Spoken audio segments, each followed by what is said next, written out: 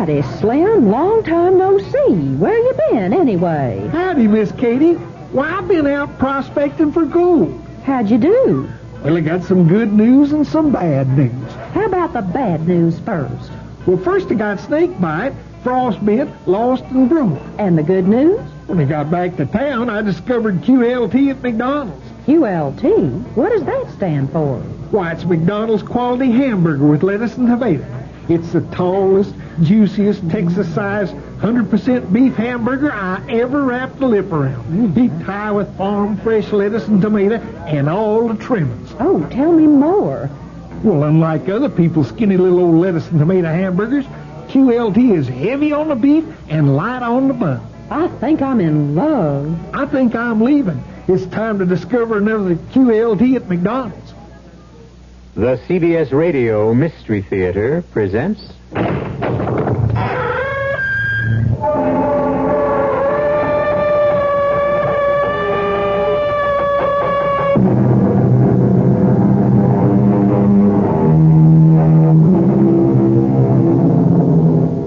Come in. Welcome. I'm E.G. Marshall. We've been waiting for you. We knew that you'd be back. We know that by now you've discovered there's no fear like the fear you can hear. And we're going to fill your ears with a story about the most basic fear of all, death. We're going to tell you a story about a man who dispenses death the way other men dispense haircuts. A man known in the parlance of the underworld as the hitman. In case you're unfamiliar with criminal vocabulary, allow me to explain. A hitman is someone hired especially to terminate the life of someone else. He's a killer, Connie. The guy's a hitman, a hired gun. He's come here to kill me. No, he hasn't. Have you, Mr. Derry? Who, me? Do I look like that sort of person, Mrs. Breach? You don't look stupid, Mr. Derry. If you were going to kill my husband, you would have done it by now. Why haven't you?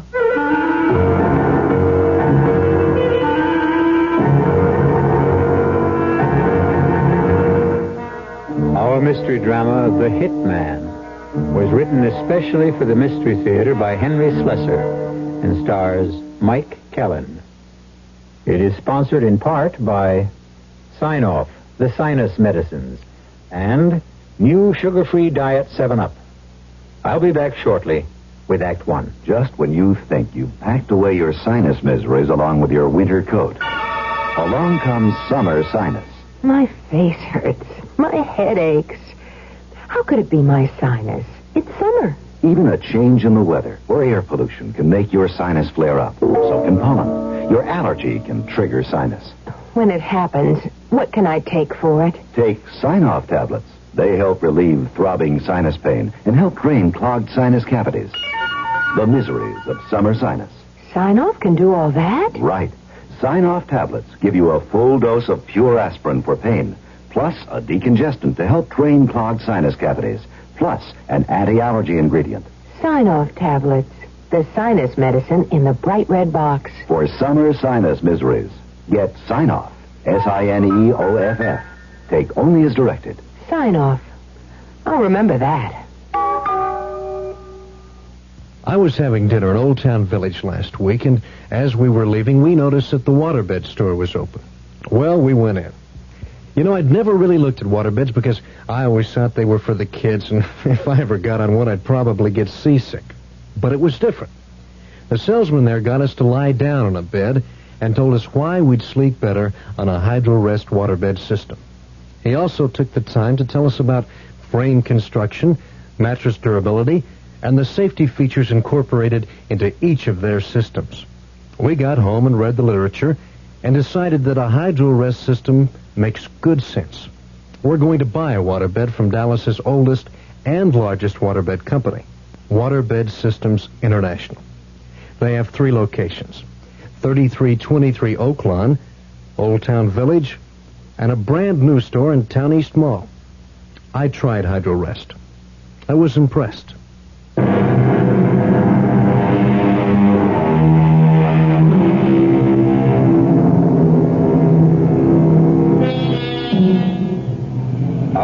story begins in a bus terminal of a large eastern city, a place of arrivals and departures. In the crowd, we can see a rather sallow young man searching every face and scowling at his inability to recognize the man he has come to find.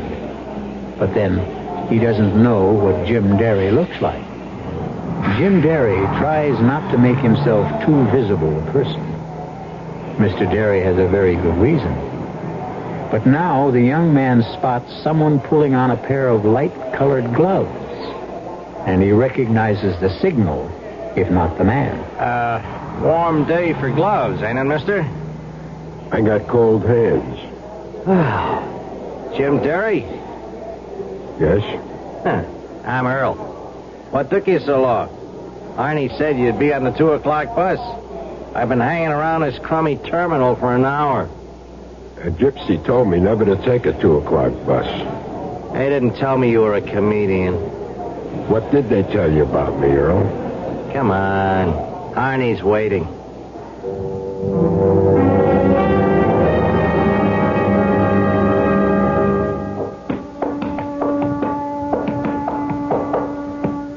This is Arnie's warehouse. Oh, it's his warehouse, but he don't do much warehousing in it. Come on. His office is right here. Yeah, who is it? Hey, it's Earl, Mr. Harney. Come in. You took your sweet time getting here. Well, it wasn't my fault, Mr. Harney. He didn't show until 4 o'clock. Sad idea, Derry. I hired somebody. I expect a little punctuality. Well, I told you. He didn't have to go outside the organization. I could handle it for you, Mr. Harney. I said shut up. I hate these family quarrels. Do you want to talk business now, or should I come back later? We talk now.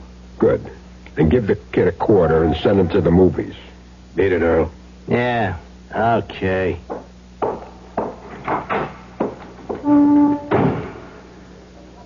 All right, Derry. The family quarrel's over. Now let's talk shop. Okay. My price is $3,000 for the hit. I do good, clean work, pick my own time and place, and never get my clients involved. How does that sound? Sounds fine. This is a private case. Strictly private. Guy named Eddie Breach. Breach used to work for me.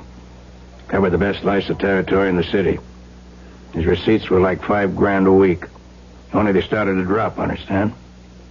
4 one week, 2 the next. Whole thing smelled bad. You don't mean he was a crook? I had him followed. Found out he was making book on his own, setting up his own shop. He was robbing me blind. Who fingers him for me? I'll finger him this afternoon. See if you can make it fast. And see that I'm kept out of it. That's all. Not all, Mr. Harney. In cases like this, our company likes a deposit. Oh, yeah. Okay. Here's the ground now. You get the rest when I read that obituary.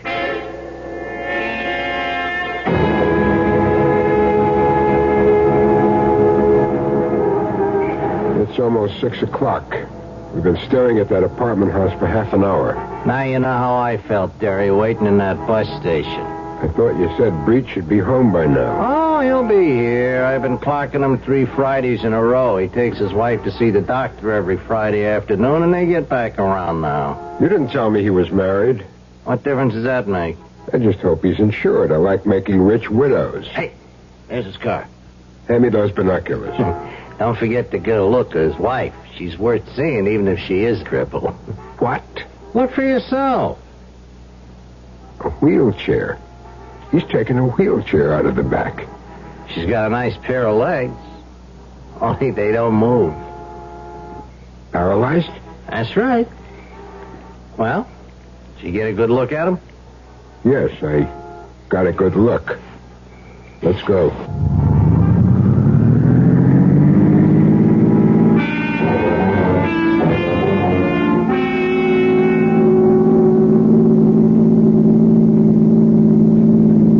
How come Breach married a cripple? He didn't. That was no kitty car he was pushing around. That chick was in one piece when he married her. In fact, what happened to her was all his fault. How do you mean? I got into an argument one day and he belted her. She fell down a flight of stairs and busted something in her back. Sounds like a real nice guy. It'll be a pleasure to do business with him. Yeah, well, don't forget who you're doing it for. Harney's paying you for this job, not Mrs. Breach. For her, I'd do it for love.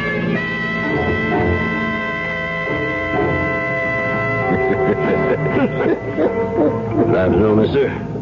A lot cooler in here, isn't it? Yeah.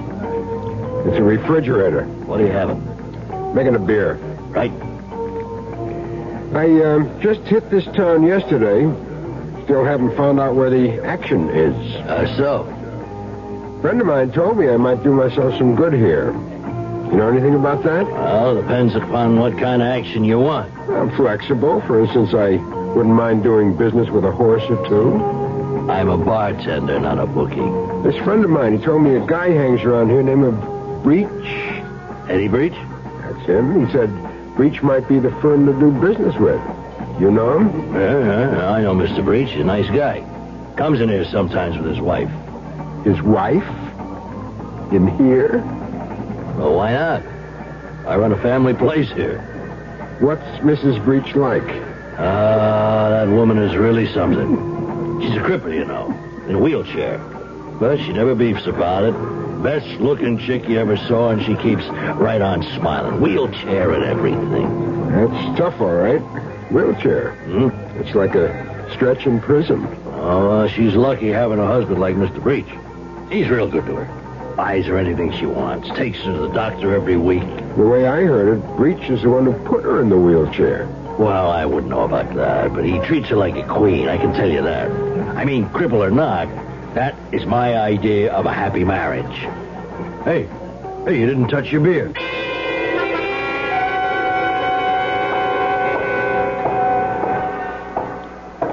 Okay, Mr. Breach, get in the car. Hey, what is this? Get in that car, I said. Okay, easy on the hardware. Who are you? What do you want? Start your car, head west of the highway, and keep going till I tell you to stop. Listen, you want my wallet, take it. Start the car.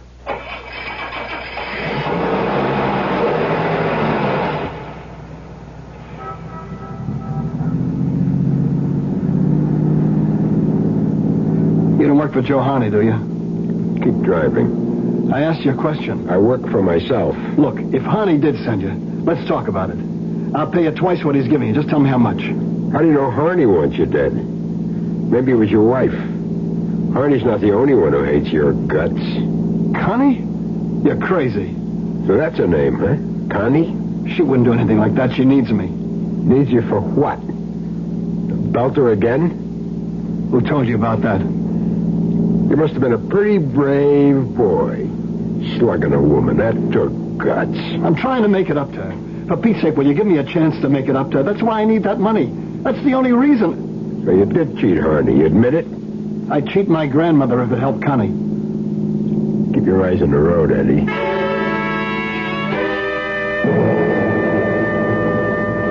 All right. Take that next side road. Listen, give me a chance to talk to you, will you? That's what we're going to have, a talk. Go on, pull over there near the billboard. All right. Answer me one question. How were you helping her? What? How were you helping your wife? This doctor you see every Friday, did he say something could be done for her? No. I never said that. The spinal cord is all busted up. All he can do is make her more comfortable. So the sentence is life. You think I don't feel lousy about it? I know it was my fault, but I didn't mean it. She might be better off without you. Maybe she would. All right. Let's go. Where to now? We're going to your place.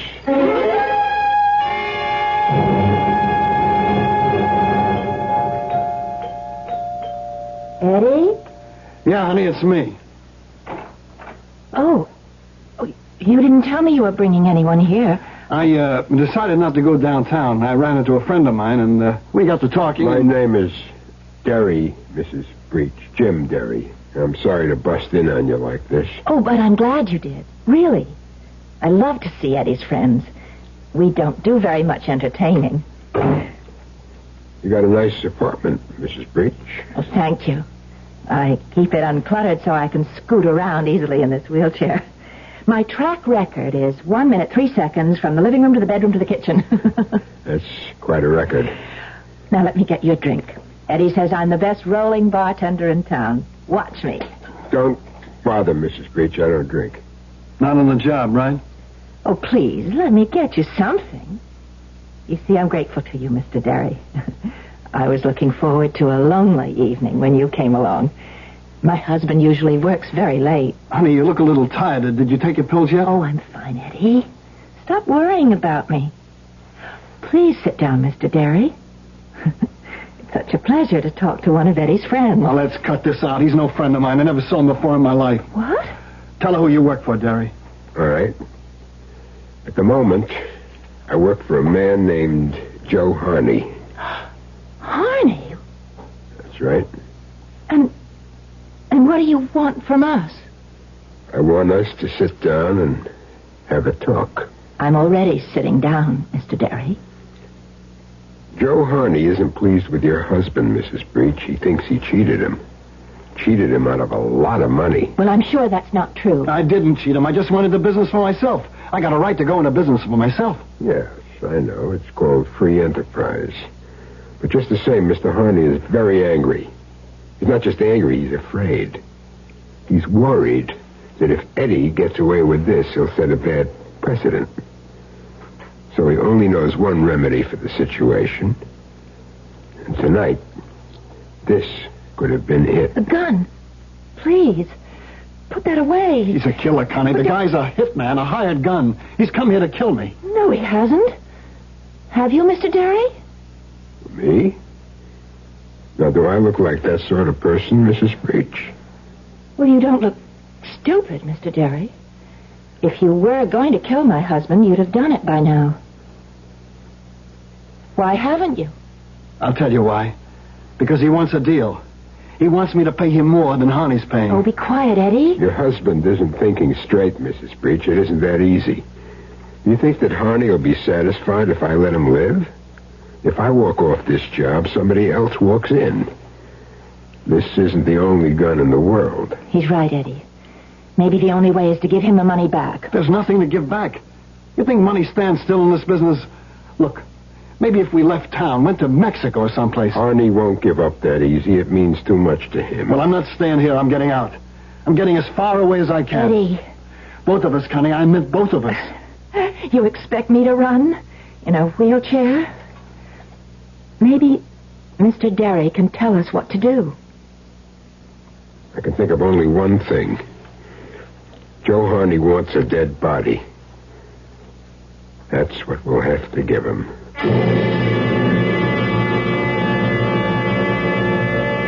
Well, we seem to have encountered a hitman with a heart.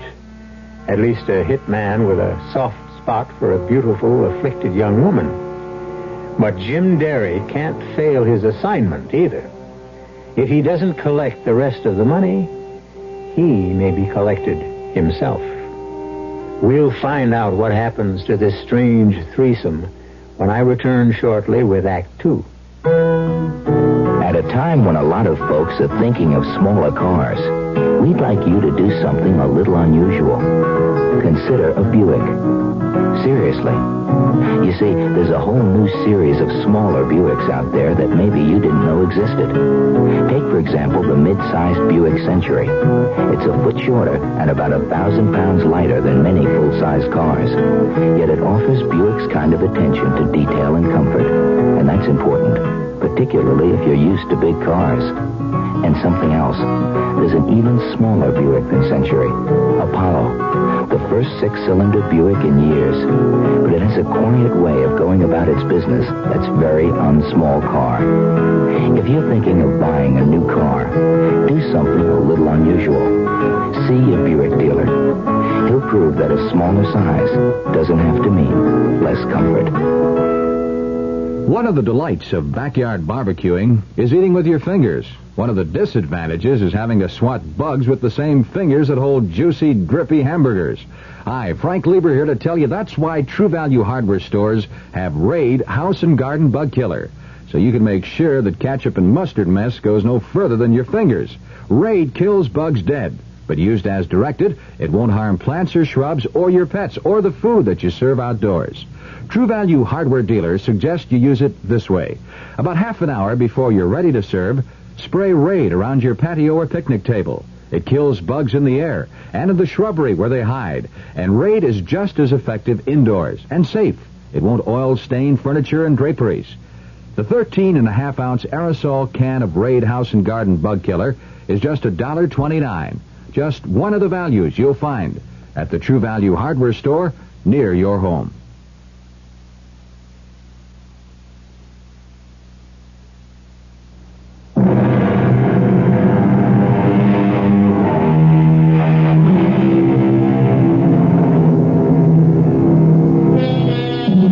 The hired killer of Eddie Breach sits in Mr. Breach's comfortable living room.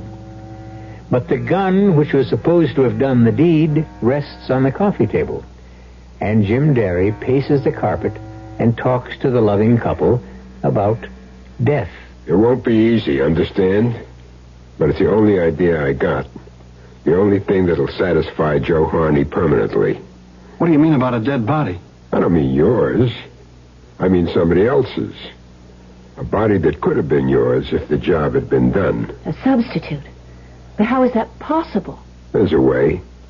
I have to stick my neck out to do it, and there'll be some expenses. How much?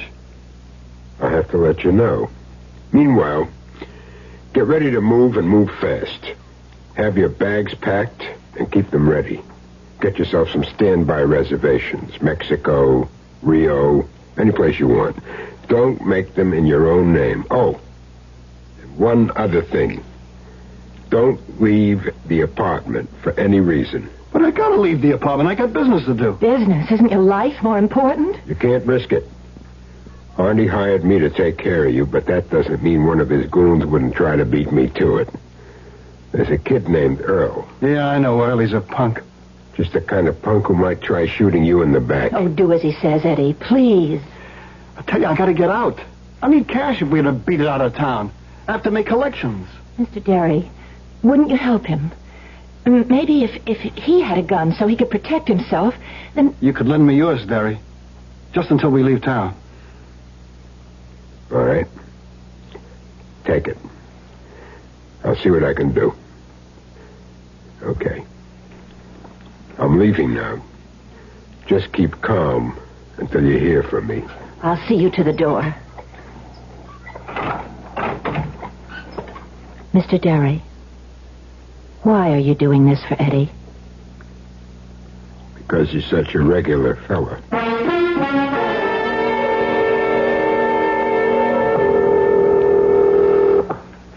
Figaro mucho, Eddie. Fig, this is Jim Derry. 3 cheers. What are you doing back in town? You ain't been here in 10 years. Business, Fig. I'm here on business. Just like in the old days. The old days are over. I make more money legitimate now than I used to make crooked. For me, crime doesn't pay, like it says on the posters. Wow. This is legitimate. Almost. I want to make a purchase. What kind? You are the only store in town that has what I want, Fig. I want to buy a corpse. I don't know what I'm doing this for. I must be getting soft in the head. Tell me about the body, Fig. He's a short, heavy cookie, maybe 50 years old, full of mustaches. But does that matter? No. I guess it won't matter. Not after I get through with him. When can I take delivery? Tonight. You could bring your car around to the back of my place, say, around 11 o'clock. Okay, Fig. I'll be there. You sure there won't be any complications? No, the guy doesn't have any family. He'll end up in the city cemetery anyway. That's fine, Fig. That's just great. Come on, Daddy. Come on, level with me. What are you going to do with a corpse?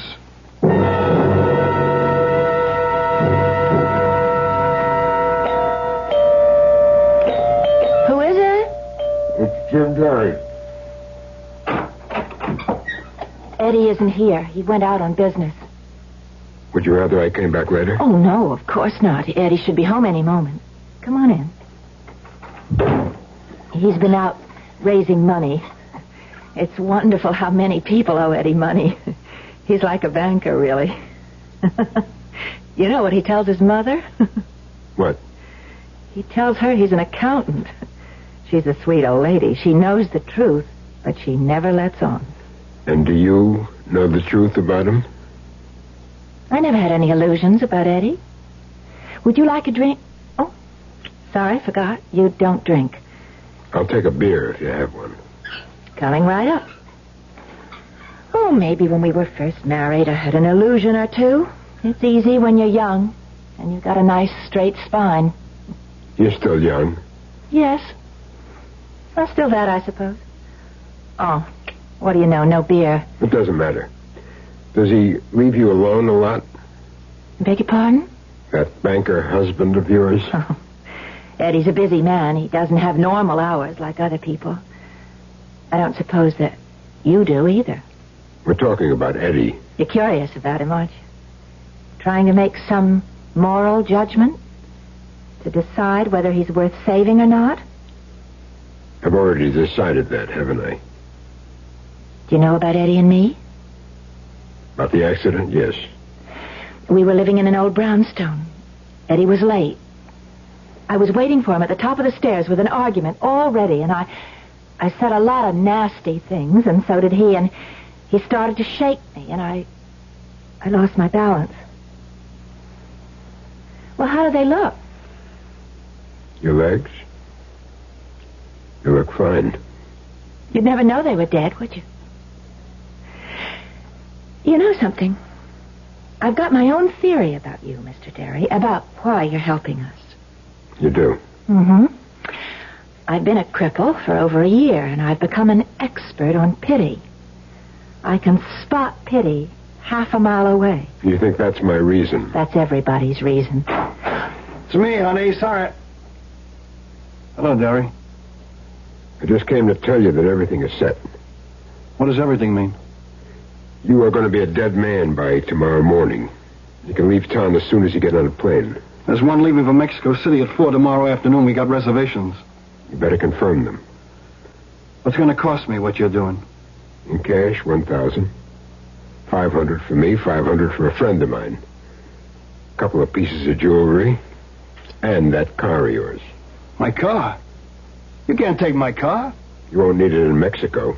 They got donkeys. Now, wait a minute. Eddie, we've got to do as he says. If you don't like my proposition, you can always say no.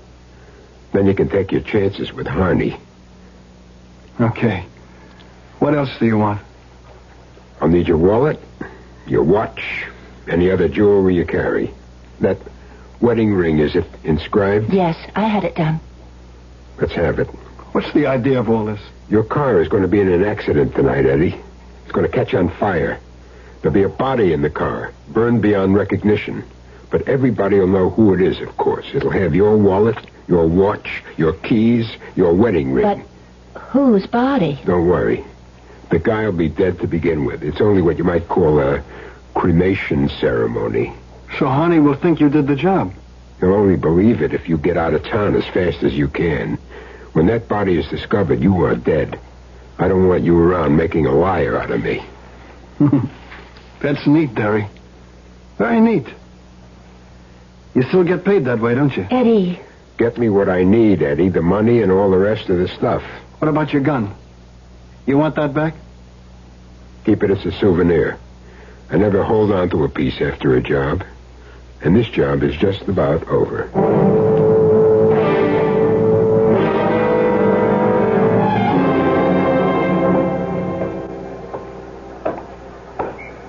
Hey, Derry.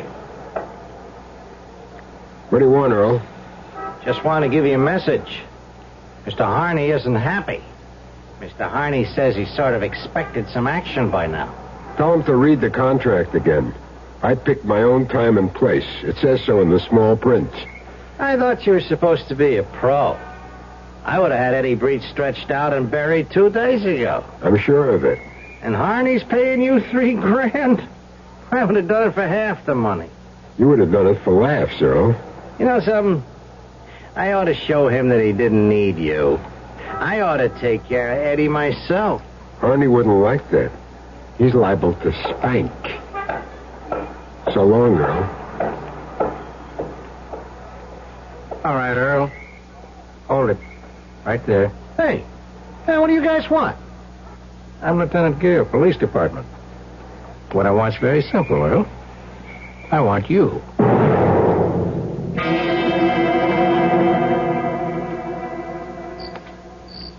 Well, here's the merchandise. Fresh from the freezer. Thanks, Fig. I knew I could count on you. You want to take a look at him? No. He ain't too pretty. I didn't get a chance to do any cosmetic work on him. It won't make the slightest difference. Okay. Let's get him in the car. Where are you taking him, Barry? To the country. Oh, boy. First time I ever heard of taking a stiff for a ride.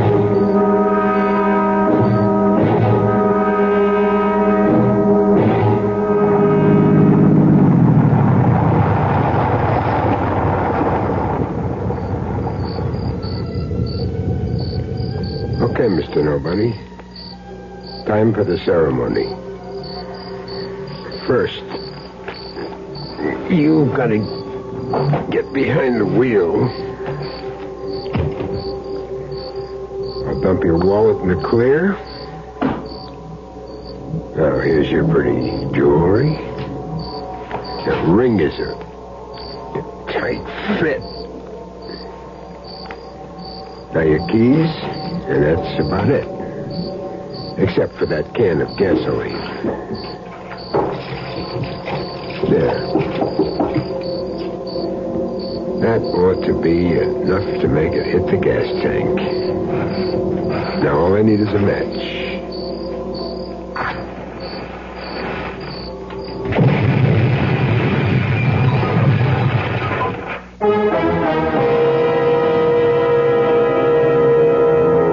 And so Jim Derry has completed his assignment. He feels rather good about the job he did, too. It was a nice combination of human sympathy and profit. 500 from Eddie Breach, 3,000 from Joe Harney, and a sense of having done something worthwhile for a change. But will Jim Derry remain pleased with himself? What will the arrest of Earl do to his plans? We'll find out when I return shortly with Act 3. Never heard of beer on the rocks? No? Swell. The people who brew Budweiser never have thought ice in your beer was such a cool idea anyway. If you only knew how ice cuts down the head and waters the taste. Oh, a chilling thought. A downright tragedy with Budweiser especially. Budweiser is the king of beers. The only beer in America that's beechwood aged, naturally carbonated. Which means Bud brews its own bubbles. Tiny ones, over a dense lattice of beechwood strips. The beer ages the best way, the right way, naturally. But add an ice cube and bloop, there goes all that extra effort. So if you forget to cool enough Bud, skip the cubes and put your Budweiser on ice for a while, on the coldest shelf in your refrigerator. Even if the wait does frost you a little, it'll be worth it. Anheuser-Busch, St. Louis. On the corner, churches, kitchens, making golden fried chicken. Right before your eyes, always crisp, deep fried. The way chicken should be fried. Golden crisp flavor, fresh in every bite. Drop by Churches, fried chicken kitchen. The golden taste of Churches comes ringing through. chicken was made to be deep fried, so crispy it crunches when you bite into it. Well, that's what Church's does. Deep fries your chicken right before your eyes till it's golden brown and golden crispy crunchy on the outside, moist and tender on the inside. Makes your mouth water just thinking about it. So what are you waiting for? Drop by Church's on your way home and pick up a box of the Crispy Lovers chicken. Your family will love you, and so will we. Drop by Church's Fried Chicken Kitchen. The golden taste of Church's runs ringing through. The golden taste of Church's.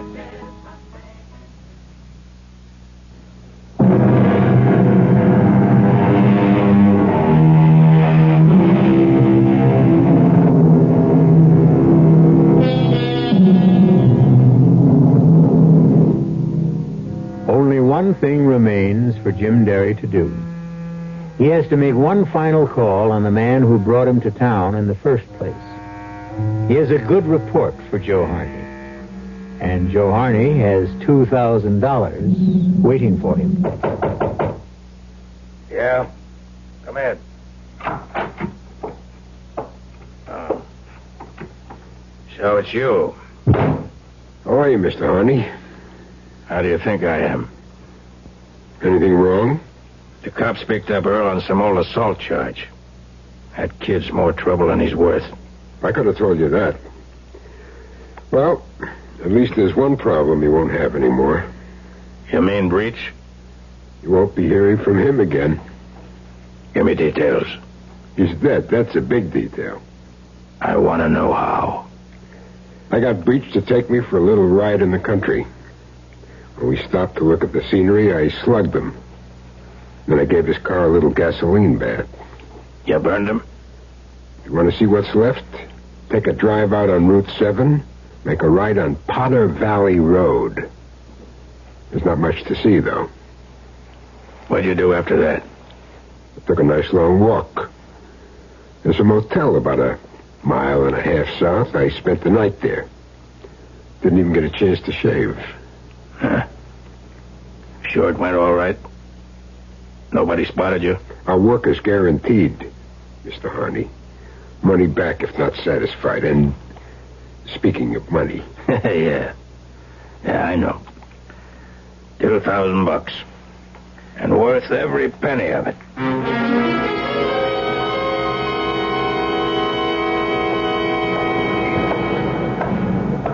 Excuse me. Your name James Derry? Pardon?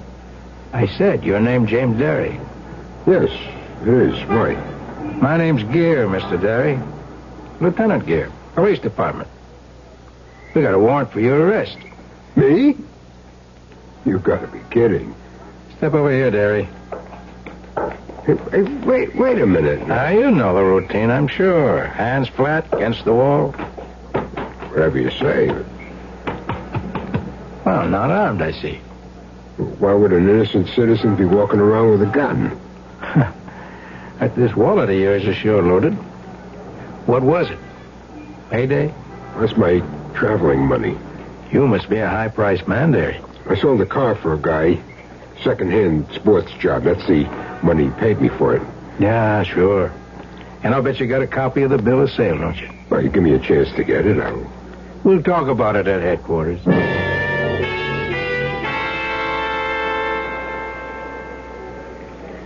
You ever use an alias, Derry? No, what for? You know a man named Joe Harney? I met him once or twice. What do you talk about? The weather. Now, don't be cute, Derry. We talked about horses.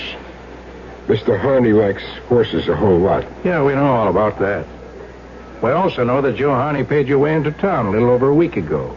That right? I can afford my own car fare, Lieutenant. Harney brought you here to do a special piece of work for him, didn't he? Wrong. You see, Derry, there isn't very much we don't know about Joe Harney. For your information, the DA has been lining up a case against him for the last 6 months. It's your hard luck that you came into the picture right now. I don't know what you're talking about. Well, maybe I can make it a little clearer. You got something I want to read to you. It's a statement from somebody you may know. Now, here it is.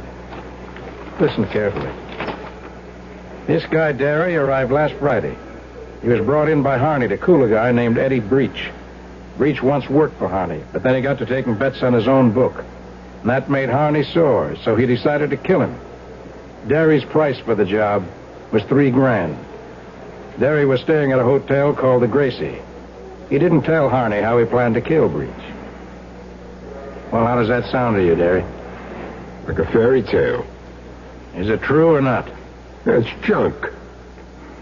They shouldn't make up junk like that. It's a statement we got last night by somebody who worked for Harney for the last 2 years.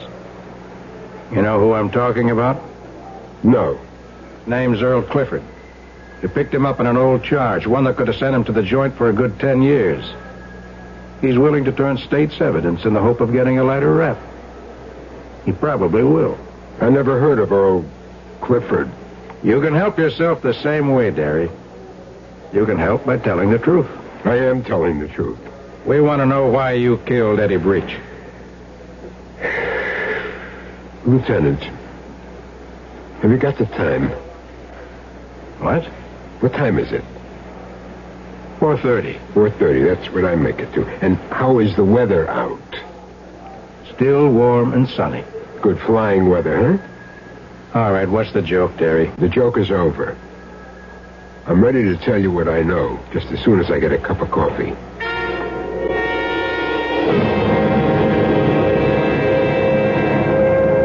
Sure. I was hired to kill Eddie Breach. This guy, Joe Harney, called me and gave me the contract. I don't know why he picked me. I never did that kind of work before. Sure, Derry. We know. Your hands are nice and clean. Anyway, I came to see Harney. He told me the setup. Seen this guy Breach has been jabbing him for money, and he wanted him dead. Well, I said I'd do it. I see. Only I didn't mean it, Lieutenant. I'm no killer.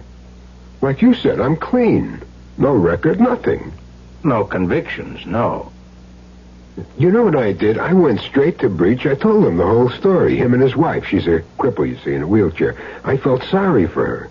For both of them. We know about Mrs. Breach's condition. Go on. I said I wouldn't do them any harm, but that didn't mean that they were safe. Harney would just hire somebody else to do the work. That was very nice of you. I wanted to help them, Lieutenant. I told them the only thing was to make it look as if Breach was killed. I said I could arrange the whole thing for them. And that's what you did? Yes. I got a body. A dead body from a funeral parlor I know. I put the body in Breach's car. I drove it out on Route 6, parked it on a side road called Potter Valley. I doused the car with gasoline. I set it on fire. You'll find Breach's watch and ring on that body. The wallet is in the grass someplace. Only the body isn't Eddie Breach's. Well. That's quite a story, all right. It's the truth. You send your boys out on Potter Valley Road. We don't have to do that, Derry. We've already found Breach's car. Well, swell, then you know I'm telling the truth. I mean, you got experts. They won't be fooled by a fake corpse. The guy was almost twice Breach's age. He was heavier, shorter. Tell me honestly, Derry. You did all this because you felt sorry for the guy? Yes. Look, I'm not saying he was an angel. He beat up his wife once. He made a cripple out of her. Only now, he's trying to help her. That's why he cheated Harney in the first place, to help his wife. A real sweet guy, huh? Well, Derry, too bad it isn't true. What do you mean? Oh, Eddie was responsible for his wife's injury. We know that. Sure, he knocked her down a flight of stairs. But you know why? They had an argument about coming home late. Oh, no. They had an argument about a woman. She caught him in the apartment with a girl named Louise something. She didn't tell me that. And Breach didn't give up Louise after that either. He's been cheating on his wife ever since. The fact that she was in a wheelchair only made it easier. No. I never knew about that. But his wife knew, Derry. What? That was the tough part. Connie Breach knew all about it. And there was nothing she could do. Just had to sit there in that wheelchair and let him do whatever he pleased. That's your good friend, sweet Eddie Breach. Well, she said she didn't have any illusions about him. She knew what he was. Too bad you didn't. All this time, she must have been hating him. Hating his guts. Anyway, they're gone now. They're on their way to Mexico City right now. No, they're not. Oh, yes, they are. They took a 4 o'clock plane. You're a liar, Derry. What are you talking about? You tell a nice, touching story. But, Derry, you're a liar. You made a deal with Breach, all right, sure. He gave you $1,000, and you arranged this phony car accident for him. But you intended to collect from both sides, didn't you? No, I was helping him get away. Were you? Let me read you something else. Edward Breach, 29 years of age, male Caucasian, shot to death in his apartment at 404 East 75th Street. What? The bullets came from a Farrington .38, found at the scene. That can't be. We traced the gun to the man who sold it to you, Derry. He can describe you to a T. Hey, wait a minute. That's how you got that $3,000 from Joe Harney, by doing the job you were hired to do. That's a lie. Breach took that plane, I tell you. He is on the plane. He's in the morgue, Derry. Where you put him. It can't be true. All right, Derry. I see you need a lot of convincing. Sam, send in Mrs. Breach. Connie is here? Right outside. Come in, Mrs. Breach. Are you sure it's... It's all right. Please come in. They didn't tell me that Mr. Derry would be here. I'm really sorry to do this, Mrs. Breach, but it's really quite necessary. I want you to repeat exactly what you told me. Yes. All right. I was in my bedroom last night around 7:30. I heard the doorbell ring, and my husband answered it. Eddie was always having visitors at all hours, so I didn't think anything of it, and then I heard 2 shots. I was frightened, but I opened the bedroom door and looked out. And that's when I saw him. Saw who? He was standing there, holding the gun. I screamed, and he dropped the gun on the floor and ran out. That's all right, Mrs. Breach. It's all right. Please, can I go now? Yes, ma'am. You can go. Wait a minute. Now, Mrs. Breach, Connie. How dare you call me Connie? You murderer.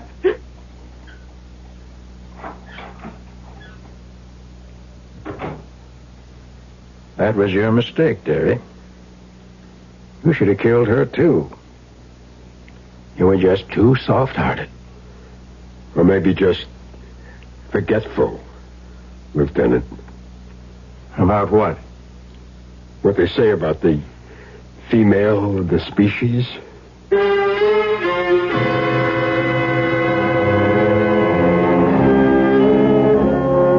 And so the kind-hearted hitman falls victim to a revengeful woman. We can only hope that justice finally triumphed, that Lieutenant Gere eventually realized the truth about what happened in that apartment on East 75th Street. Although, who's to say that Mrs. Edward Breach isn't already in a prison of her own contrivance? I'll be back shortly. Hello, Ms. Goldilocks here, and welcome to my professional taste testing laboratory. Oh, Papa Bear, could you bring that case of sugar-free Diet 7-Up over here? Another case? Miss Goldilocks, you're drinking this sugar-free Diet 7-Up like there's no tomorrow. You can't still be taste testing it. Oh, no, Papa Bear. Sugar-free Diet 7-Up has already earned my seal of approval. It's fresh, light, natural, delicious. I drink it because I love its taste. Now hurry up. Okay, here. This sugar-free Diet 7-Up really tastes delicious. Ladies, if you're tired of switching from one diet drink to another, take some advice from Ms. Goldilocks. Try sugar-free Diet 7-Up and you'll say, yes, this one's just right. right. I'll bear witness to that, Goldie.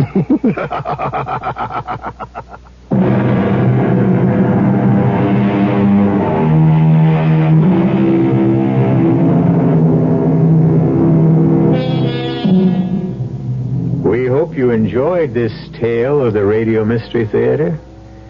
If you come back next time, I'm sure we'll have another tale of murder, trickery, deceit, terror, and other goodies. Our cast included Mike Kellen, Alan Manson, Earl Hammond, and Lon Clark. The entire production was under the direction of Himan Brown. Now, a preview of our next tale. I picked up his top coat to hang it in the closet, and this fell out. A lipstick. Yes. Mandarin scarlet. The same color the Ripper uses. To scrawl those horrible messages like last night on the wall of Miss Mapes' room. Well, it seems to me you're letting your fears run away with you, building up a case in your mind. Well, what about last night? He just happened to come home minutes after the murder, he says. And you think... I think he was lying. I think he killed Miss Mapes, left by the fire escape at the end of the second-floor corridor, and then pretended he'd just arrived home. Claimed he'd forgotten his key, so he'd have a witness to prove an alibi if he needed one. Oh, it's clever thinking, if that's so. He's a clever man. Believe me, he is. And I'm afraid of him, Lieutenant, terribly afraid. Radio Mystery Theater was sponsored in part by Anheuser-Busch Incorporated, Brewers of Budweiser, and Buick Motor Division. This is E.G. Marshall inviting you to return to our Mystery Theater for another adventure in the macabre. Until next time, pleasant dreams.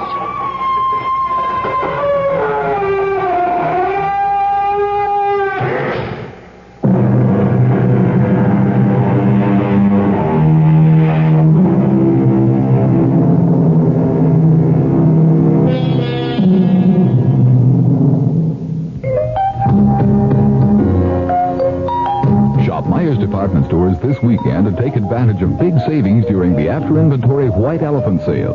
The sale begins Thursday at noon and lasts through the weekend. Listen to these specials. A group of men's no-iron slacks and jeans